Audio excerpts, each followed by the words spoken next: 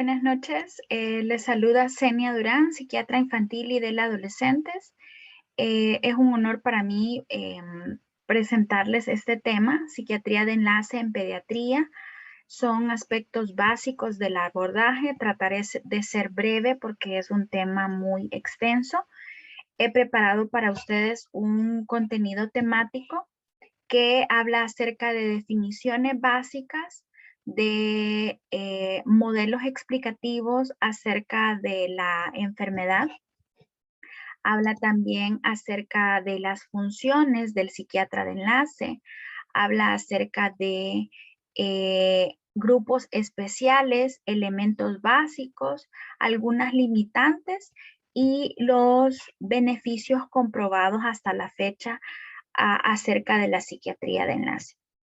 Primero, quiero comentarles que la psiquiatría de enlace es una subespecialidad de la psiquiatría que se ocupa de los trastornos psiquiátricos presentes en pacientes de otras áreas de la medicina, ya sea con una morbilidad previa concomitante o que a partir de este momento han empezado un trastorno psiquiátrico. Básicamente podemos decir que se encarga de las alteraciones emocionales y cognitivas que surgen a los diagnósticos y a los tratamientos médicos. Comentarles, yo hice mi especialidad médica en la Ciudad de México y en México también hay una subespecialidad de psiquiatría de enlace. Si no mal recuerdo, son 2 años, entonces voy a tratar de dar como elementos básicos con el objetivo de que ustedes queden como cautivados con esta rama. Este otro autor define a la psiquiatría de enlace o a la psiquiatría de interconsulta como una subespecialidad de la psiquiatría que incorpora el servicio clínico, la docencia y la investigación. De manera que reúne elementos para hacer un límite entre medicina y psiquiatría. También, ¿verdad? Se puede definir como la atención clínica, vean las consultas psiquiátricas solicitadas por médicos no psiquiatras, dirigidas a la mejoría de la comprensión de los trastornos psiquiátricos y psicosociales de los pacientes a su cargo. La psiquiatría de enlace también se conoce como psiquiatría interconsultante. En inglés es Licensed Psychiatry y es una subespecialidad de la psiquiatría. Bueno, vamos a hablar acerca de los modelos teóricos explicativos de la enfermedad. Entonces, para explicar cómo una persona se ha enfermado, tenemos un modelo biológico, psicológico y sociológico acerca de la enfermedad. Como cualquier otra enfermedad, vamos a tomar de ejemplo la diabetes.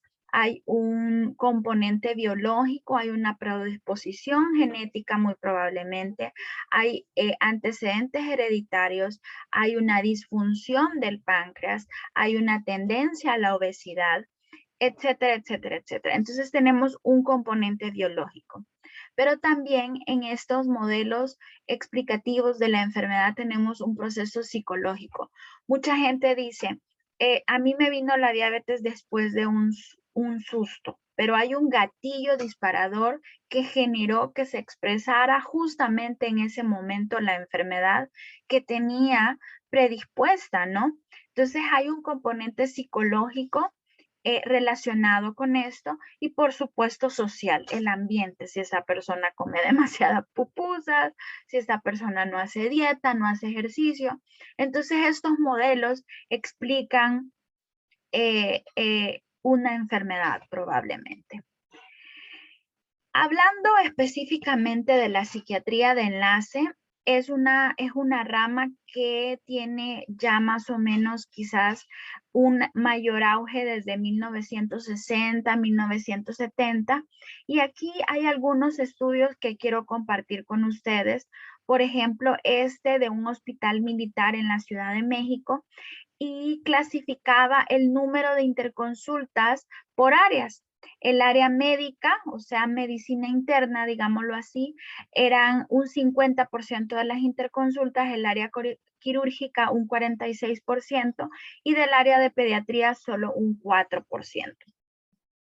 Es bien importante que sepamos, por ejemplo, otra epidemiología, vea, por ejemplo, de este hospital de Pereira de Uruguay, en donde de un total de 150 interconsultas registradas, este es un hospital pediátrico, 79 provenían de la hospitalización, de la sala, dicen ellos, y el 20% provenía de el Departamento de Emergencias Pediátricas. Y una de las características, vea, es que la mayoría de estos interconsultantes eran de Montevideo, o sea, de la capital, y la mayoría eran escolares y adolescentes. La mayoría de las interconsultas, vea, fueron realizadas por un pediatra, vea, y parece ser que el abuso sexual y el maltrato y los intentos de autoeliminación, o sea, las conductas autolíticas, eran la razón por la que más se interconsultaba a psiquiatría. Y otra de las razones por las que se interconsultaba a psiquiatría era la agitación psicomotriz. Vea, la mayoría de los pacientes, vea, fueron ingresados por los médicos pediatras, vea, o sea que no tenían una razón de ingreso psiquiátrico, digámoslo, pero por el riesgo social, este hospital internaba a sus pacientes en cuanto a abuso sexual y maltrato se habla, ¿no? Otra epidemiología del servicio de psiquiatría del Hospital General de México del año 2000, del segundo semestre del año 2011 y del año 2012, evaluaba que tenían en ese año 207 consultas. La mayoría de medicina interna, ¿vea? Y las dividen en todas las áreas del hospital. Otra en menos medida neumología y cirugía general, pero podemos decir que es un aproximado de 17 interconsultas por mes. De manera, digamos, en la experiencia clínica que tenemos hasta ahorita, yo trabajo en el Hospital Nacional de Niños Benjamín Bloom, en la consulta externa y también en el área de interconsultas, y solamente somos 2 psiquiatras infantiles y hasta el 14 de septiembre, hasta el martes, habíamos tenido 15 interconsultas en el mes de septiembre. Solamente de lo que va del 1 al 14 de septiembre, o sea, casi una diaria. Desconozco la cantidad de psiquiatras que hay en este hospital, pero la mayoría de veces en estos hospitales de la Ciudad de México se interconsultan también residentes, se llegan a rotar. Entonces, la carga laboral que nosotros tenemos con las interconsultas de los pacientes es gigantesca, por ponerles una comparación. También, vea, la sensibilidad que hay ahora con la pandemia y los problemas de salud mental ha incrementado el número de interconsultas que nosotros tengamos para evaluar a estos chicos. Entonces es bien importante, vean, la orientación de la interconsulta y básicamente que la consulta esté orientada al paciente o la interconsulta esté orientada al consultante. Si está orientada al paciente, vea, implica ayudar al enfermo a través de habilidades psicoterapéuticas y psicofarmacológicas, adaptarse a la enfermedad y mejorar resultados. Y si está orientada al consultante, este aspecto tiene como objetivo una colaboración clínica que facilite el trabajo del médico solicitante. Y hay una orientación que involucra ambas, que es lo ideal, ¿vea? Pero en muchas ocasiones, debido y lo vamos a discutir más adelante, las limitantes que tenemos para poder evaluar a los pacientes en el sentido de que no hay un espacio físico en donde podamos instruir habilidades psicoterapéuticas, o muchos de esos pacientes tienen una enfermedad médica por la cual están ingresados, por ejemplo, un paciente con leucemia, y tal vez en ese momento de la interconsulta no podemos enseñarle o instruirle habilidades psicoterapéuticas. Entonces, nuestra orientación va sobre todo a que el médico pediatra de la sala de oncología, vea, tenga armas para poder sobrellevar y facilitar que esta enfermedad, vea, se sobrelleve mejor por parte del paciente. Entonces tenemos varios enfoques de cómo vista la psiquiatría de enlace. Un enfoque sociológico, vea, que coordina la mejoría de recursos. En el caso de los pacientes, por ejemplo, que ingresan con la sospecha de un abuso sexual, tenemos un enfoque sociológico en el sentido de que nos apoyamos de la pediatría social, de la fiscalía, del CONA, de las autoridades para mejorar la situación del paciente. Tenemos un enfoque ecológico acerca de modificar las variables ambientales en la manera de lo posible. Muchos niños ingresan con síntomas somáticos a raíz de grandes cargas de ansiedad por el ambiente en donde viven. Muchos niños viven en zonas de alta peligrosidad, y esto hace que anden con un estado de hipervigilancia y anden muy ansiosos, y los síntomas ansiosos se puedan transformar en equivalentes eh, físicos importantes: cefaleas, pseudocrisis convulsiva, alteraciones gastrointestinales. Entonces, a veces tenemos que otorgar un enfoque ecológico, un enfoque biológico, si necesitamos psicofármacos como tal, como es en el caso de los pacientes con episodios psicóticos, un enfoque familiar para que toda la familia se adapte, por ejemplo, en el caso de un niño que padezca diabetes y el resto de la familia no, pues todos tenemos que tener una dieta porque es un pilar fundamental.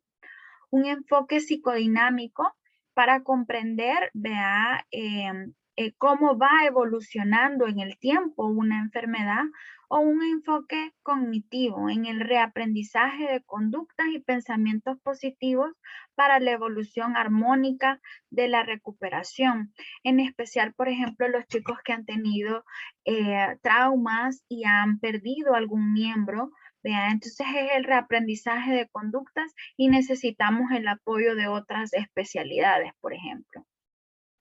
Entonces, en un ejemplo de el enfoque familiar, una reestructuración de las relaciones patológicas. Por ejemplo, tenemos muchas mamás increíblemente ansiosas, y cada vez que van a inyectar al niño o cada vez que le van a sacar sangre, ellas mismas se sienten ansiosas.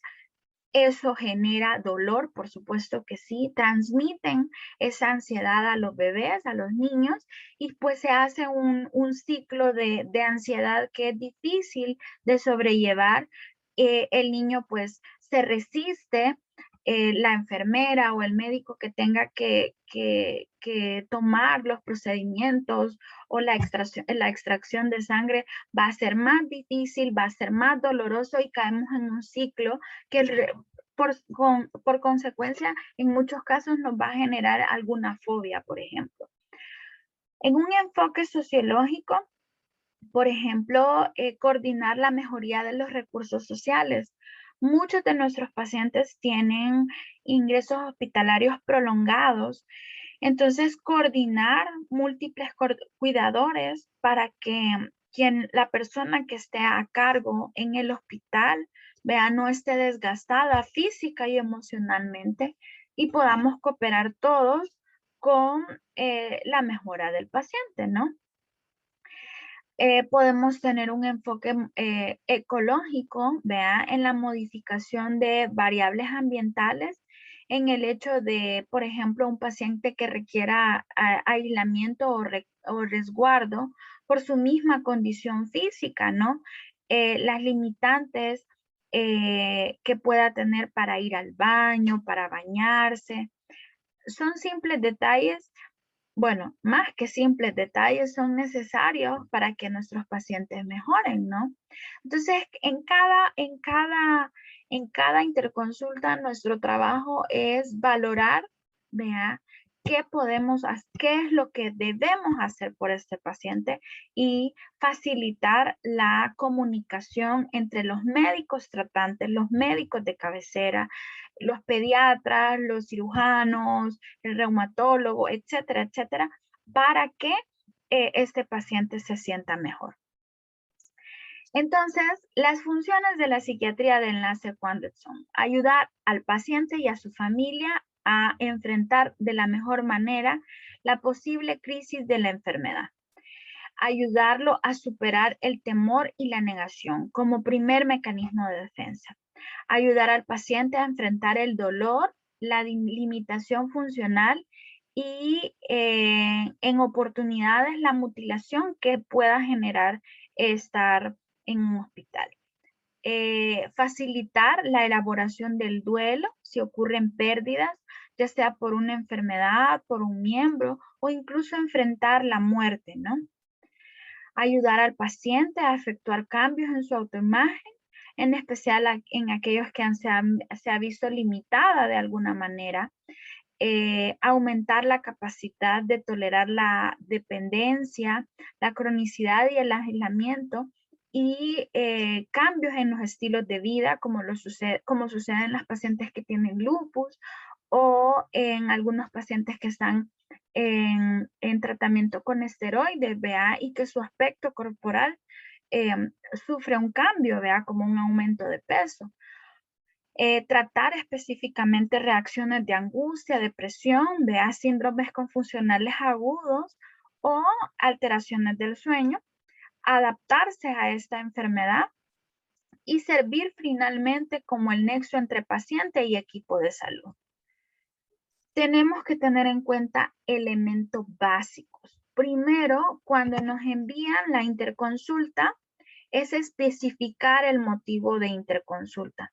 En muchas ocasiones nosotros recibimos la historia por la cual están ingresados. Paciente que ingresó con náuseas, vómitos, pero no nos especifican el motivo por el cual necesitan la atención con psiquiatría. Entonces es bien importante porque nosotros al recibir al paciente, pues podemos interpretar que lo que necesita es un apoyo familiar, que es el 90% de los casos, por ponerles un ejemplo. Pero a veces lo que los pediatras nos dicen, vea, o el médico interno que lleva el paciente nos dice, es que fíjese, doctora, de que cada vez que llega la noche grita y como que tiene miedo a la noche. Pues si estamos hablando de un preescolar que está en un lugar nuevo, que hay luces todo el tiempo, entonces especificar cuál es el motivo de interconsulta. O a veces es que no quiere comer, doctora, es que tenemos el problema, es que la mamá siempre le escabulle a escondidas comida, etcétera, etcétera, etcétera. Son múltiples las razones por las que pueden eh, eh, necesitar la interconsulta. Y establecer la urgencia de la atención. Es bien importante saber si es una interconsulta de emergencia o urgencia o es una interconsulta de rutina, porque lo hemos visto raro, lo llega a visitar o lo llega a cuidar papá y mamá y cada vez que llega el papá, el niño se ve temeroso, el niño se ve extraño, sospechamos maltrato, sospechamos negligencia. Entonces, especificar el motivo de interconsulta, establecer si es una interconsulta de emergencia o de rutina y vea, informar al paciente de la interconsulta con psiquiatría. La psiquiatría sigue siendo pues la cenicienta de la medicina, vea, maltratada y relegada y a veces mal interpretada y mal entendida, de manera que los papás dicen, mire, yo no sé por qué me han mandado con usted, yo no necesito hablar con usted. Se sienten ofendidos o por el contrario, otros agradecen la interconsulta, pero es importante que el médico de cabecera le diga a los papás o al niño, mira, vas a ir con un doctor, que es el doctor, yo les digo a los niños siempre, yo soy la doctora de la conducta, del pensamiento y las emociones, pero yo me porto bien, me dicen algunos. No es que yo soy valiente, entonces a veces no entienden por qué, entonces yo trato de explicarles y les digo, fíjate que los doctores que están ahí decidieron que yo te ayudara con las emociones porque han visto que cada vez que llega la noche tú te preocupas mucho y como ya ves que yo soy la doctora de las emociones, pues yo me encargo de eso. Entonces, es importante informar al paciente, a la familia, porque en muchas ocasiones la familia no sabe por qué está interconsultando o por qué los van a mandar con mi persona, por ejemplo. Este, este artículo, vea, habla acerca del manejo del paciente y su familia en las unidades pediátricas de alta complejidad. Acerca de 4 grupos importantes. Los pacientes de UCI quemados, los pacientes con enfermedades neurológicas, los pacientes con enfermedades oncológicas y los pacientes con trastornos de la conducta alimentaria.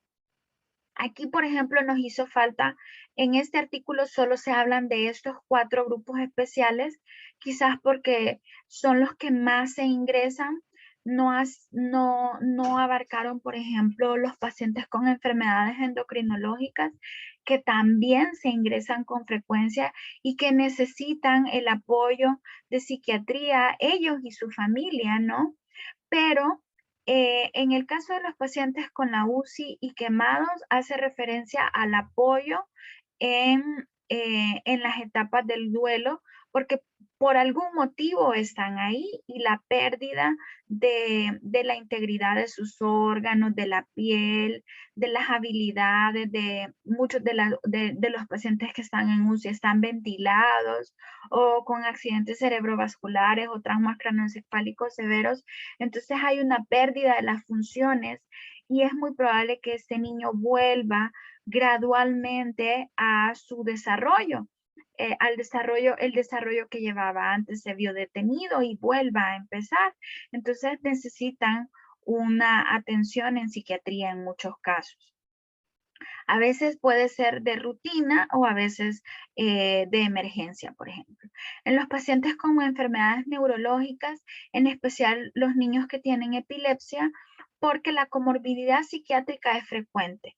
Vea, estos chicos que tienen epilepsia en muchas ocasiones después desarrollan trastornos hiperactivos o trastornos depresivos o trastornos ansiosos precisamente por la biología de esta enfermedad.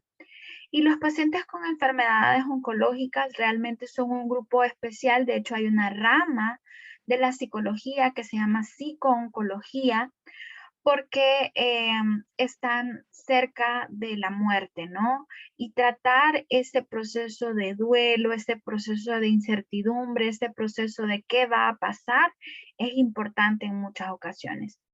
Y otro grupo especial son los trastornos de la conducta alimentaria, precisamente porque la anorexia y la bulimia tiene una comorbilidad médica importante desde bradicardia, síncopes, es decir, alteraciones de la conciencia, alteraciones electrolíticas, endocrinológicas, metabólicas, que van a requerir hospitalización y por tanto vea una interconsulta con psiquiatría. Entonces, estos grupos son especiales y hay como que llevar cuidado en este sentido de cuándo es el momento oportuno de interconsultar. A veces están tan saturados por la misma enfermedad médica que tienen. Entonces, en algunos momentos, nuestro trabajo no va a ser con el niño, sino que con la familia. Entonces, es bien importante esta parte, por decirlo. Es bien triste a la vez que tengamos muchas limitantes. El lugar donde se realiza la entrevista. En el caso del Hospital Bloom, que es un hospital pediátrico general, la mayoría de las salas son salas comunes Eh, Algunos lugares como infectología, oncología o nefro tienen pequeños cuartos, digámoslo así, pero a veces el lugar de la entrevista es un lugar que es compartido por otros pacientes y por otras mamás, entonces no es idóneo para el abordaje. Nosotros, vea, con el otro psiquiatra colega que está en el Hospital Bloom, les pedimos que en la manera de lo posible envíen a los pacientes a la consulta externa y ahí nosotros lo evaluamos, pero idealmente sería que dentro del servicio existiera una oficina para poder o un espacio para poder entablar una mejor evaluación con estos pacientes y su familia. En muchas ocasiones es muy buena la consulta externa porque los sacamos de ese contexto y como que hacemos como una reestructuración diferente cognitiva de lo que está sucediendo. Me han traído hasta acá, ¿verdad? Debe de ser importante venir a hablar con este doctor o con esta doctora, ¿verdad? Entonces, es bien importante el lugar donde se realiza la entrevista. La falta de confidencialidad de algunos casos. Por ejemplo, cuando los pacientes comparten la habitación, vea, era lo que yo les decía, lo importante de la entrevista, o a veces las cosas que nosotros compartimos con el médico de cabecera son limitadas precisamente por el secreto profesional que le debemos y en ocasiones se divulga algo y es interpretado de una forma errónea y pues todo el servicio termina sabiendo qué es lo que le está pasando y tal vez no es, no es lo adecuado porque la relación médico-paciente se ve afectada. Las interrupciones durante la entrevista por los procesos diagnósticos, precisamente porque el dolor está presente a la hora que nosotros los evaluamos, entonces pues hay que llegarle a poner al cumplimiento del medicamento o en ese momento hay una curación. Podemos poner pausa a la entrevista o nos quedamos a medias y por eso en estos casos el llevarlos a la consulta externa, que nosotros los evaluemos, realmente es una oportunidad muy buena y quizás lo ideal en la situación que vivimos, ¿no? A veces vea el tratamiento que precisa el paciente y su familia. En muchas ocasiones, lo que muchos pacientes necesitan es terapia de familia, algo que nosotros no podemos ofrecer en la psiquiatría de enlace. Podemos dar recomendaciones a las cabezas de familia, pero es difícil. Otra limitante es la adquisición de fármacos. Muchísimos hospitales generales, vea, no tienen todo el arsenal farmacológico que un psiquiatra necesita o que hay en los hospitales psiquiátricos de base. Entonces, la adquisición de los medicamentos puede ser difícil o el coste económico. Los medicamentos de psiquiatría son realmente caros, costosos. Entonces, sí es importante esta parte. Finalmente, vea, la psiquiatría de enlace ha tenido beneficios comprobados. Este estudio multicéntrico de España hace referencia a que la intervención del psiquiatra oportuna se ha relacionado con un acortamiento del tiempo de estancia hospitalaria. A veces nosotros somos el enlace entre el médico y el médico de cabecera y el paciente y yo le hablo por teléfono, por ejemplo, al médico tratante y le digo, mire, doctor, ¿le parece si este examen se lo podemos hacer tal fecha? La señora dice que puede venir, se compromete, etcétera, etcétera, etcétera. Y pues acortamos, por ejemplo, el tiempo de estancia hospitalaria esperando un examen. Está comprobado, ¿verdad? Que hay una disminución de reingresos y cuando tenemos un abordaje a la familia se ha relacionado con una baja en la tasa de nuevas consultas a la unidad de emergencia, porque la familia ha comprendido, en especial con los pacientes que tienen enfermedades renales o enfermedades reumatológicas o enfermedades endocrinológicas, hay un compromiso porque se ha abordado a la familia. Y, por ejemplo, las enfermeras nos apoyan en esta parte de psicoeducación y resulta beneficioso, ¿no? Entonces, he tratado de abordar como aspectos básicos acerca de la psiquiatría de enlace. Espero que les sea de utilidad y este es mi correo electrónico por cualquier cosa. Saludos a todos y feliz tarde.